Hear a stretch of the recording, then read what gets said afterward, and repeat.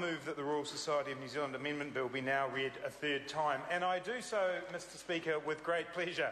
In fact, I'm sure members across the House will have great pleasure that we have now reached the momentous stage of the third reading of this very important piece of legislation. A piece of legislation, Mr Speaker, that this House has dealt with thoroughly.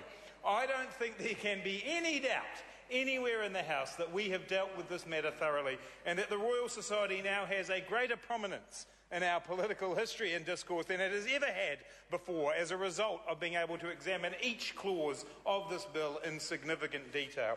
Mr Speaker, I want to note for the record that the Memorandum of Understanding signed between the Royal Society and the Council for Humanities to set in place the changes to legislation to incorporate the humanities within the Royal Society's ambit gave the Royal Society 5 years from 2009 to achieve legislative progress. And isn't it great, Mr Speaker, that halfway through that period we reach today and we have actually, that's right Mr Hipkins, we are ahead of schedule and we have the Royal Society Amendment Bill before the House today to do just that.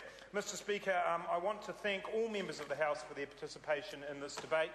We had a number of extremely interesting and informative contributions. We heard from the member of the Royal Society herself, Moana Maki, although fortunately she didn't go into her too much into her dissertation topic around sheep flies, blowflies and sheep, which is a subject I would encourage all members to engage with Ms Mackie on.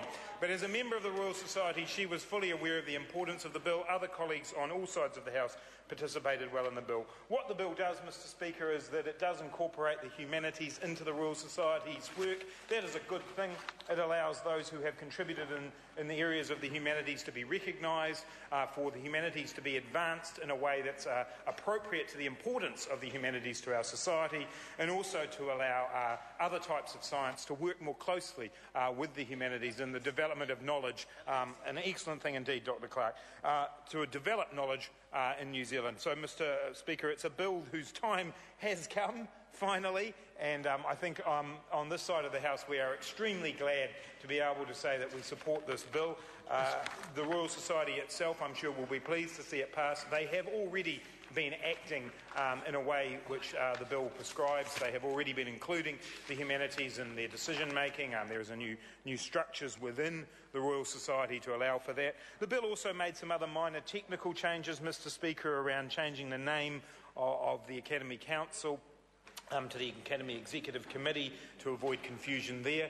As I've noted in many of my other calls on this bill, there was some dissent, and it is important to note that that dissent existed within the Royal Society. But I think in the intervening period, the Society has got on with doing what it needed to do, and therefore this legislation will pass and put into place formally in law the very thing that the Royal Society wanted 3 years ahead of schedule. I call the Honourable Member Colin King. Thank you, Mr Speaker. The question is that the motion be agreed to. It's good to speak during the third reading of the Royal Society of New Zealand Amendment Bill. One does with a level of a heavy heart in the sense that during the 49th Parliament we had a strange situation occur where the Labour Party trivialised the democratic process in this House and tried to draw this particular bill out and made the whole process a considerable farce. In actual fact, it was a talking point among those who were waiting within the Royal Society to see this process concluded, that it was quite a shameful process. So it is really a dark blemish on the conduct of the opposition in the way that they conducted themselves over this, and when you consider it, one would have expected a lot more dignity around dealing with a process that was to do with an organisation that goes right back to the very founding days of New Zealand. When you look at the Royal Society, it was set up in 1867, and to be held up by some juveniles on the other side of the House It was quite shameful. It was indeed, and it is worth reminding those people over there. We've got Sue Moroney over Maloney. It's sort of Order. Thank you, Members out Mr. of order. Speaker, for that reminder. Sue Moroney, who was also part of that Parliament and was doing her utmost to support the member who was promoting this bill in drawing it out to a level that was an embarrassment on the Labour Party. So it is appropriate that we are now in the stages of giving the go-ahead to this piece of legislation.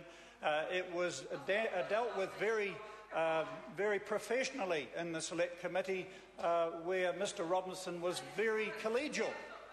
But when it came down to the issues around another piece of legislation that was going to go through the democratic process, they started playing games. So it was resolved back in 2008 that the Royal Society should extend its compass to include humanities, and effectively they have done that. And they are not the only Royal Society or the science body to extend and widen its scopes to humanity. It has been done as well in other countries.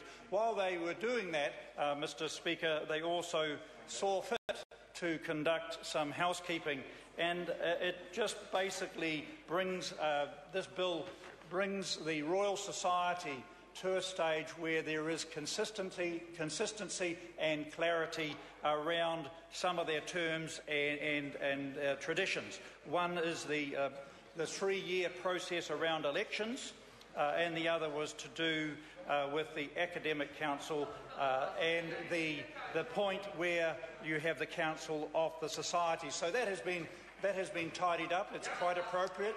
It makes good sense. And when we look at the definition, Mr Speaker, of humanities, it was quite interesting. Whilst the Labour Party filibustered away for the better part of 12 months and obstructed the process of democracy, we did learn one or two things.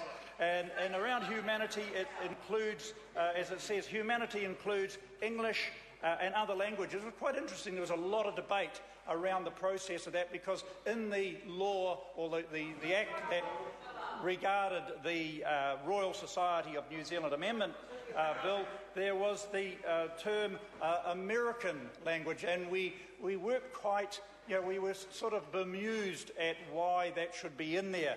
And so when we look at humanities today, it includes English and other languages, history, religion, philosophy, law, classics, linguistics, that's a big word, literature, culture, cultural studies, media studies, art, history, film, drama, and American studies. So there is a difference, and it's quite clear, whilst there is English language, there is a distinctive difference between American studies. So it's the object of the Society to move to advancement, to promote in New Zealand not only the sciences and technology, but humanities. So that is quite a major step forward. And when you consider the Royal Society in the context of those 140-odd years, 145 years, could have been 144 years if Labour hadn't filibustered and tried to obstruct the processes of democracy. It is actually quite a step change. And effectively, when you stop and think about the Royal Society, Mr Speaker, our relationship with it here in Parliament has been the wonderful sessions that we've enjoyed in Parliament itself, where they've had eminent people come forward and articulate very, very important contributions towards not only the technologies of the modern technologies and science, but also especially what's relevant in the context of New Zealand living and being situated geographically on so many fault lines. So I'm very confident, Mr Speaker, that empowered with this piece of legislation here, the Royal Society will endure for many, many years more. Having considered that they've lasted 145 years, I'm quite confident that they will go on for many centuries. However, in time, in time we will see that this will no doubt come together again, and there will be further clarifications around what is necessary to keep the Royal Society vigorous and focused on the horizon, and rewarding those eminent people that make a contribution, whether it is to technologies or to science, but also to humanities. They will foster in New Zealand, within the community, a culture that supports technology, sciences and humanity. And that is very important. It will encourage and promote and recognise excellence within the sciences, technologies and humanities. It will provide an infrastructure, Mr. Speaker. It will provide an infrastructure and other supports that are necessary to the professional needs and development of science, technologies and the humanities. And by doing so, they will establish and administer the membership's codes, because when you think of some of our very eminent contributors to technology, science and the humanities, they do need to be recognised, and anything of that nature really does hold up a role model and example to our younger ones coming on. And it was quite significant inside the Science and Education Select Committee today. We did hear that we still do not have enough scientists coming through, and we should do all we can to achieve that. What we shouldn't do, though, is stand in the way. We should never stand in the way of the democratic process, like Labor did when they used this particular bill to obstruct the structured process of democracy.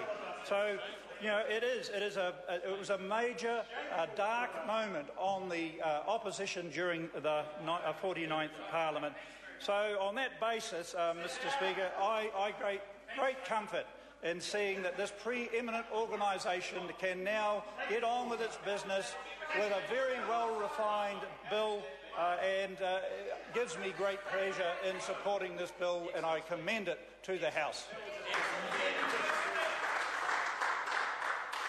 The question is, I call the honourable member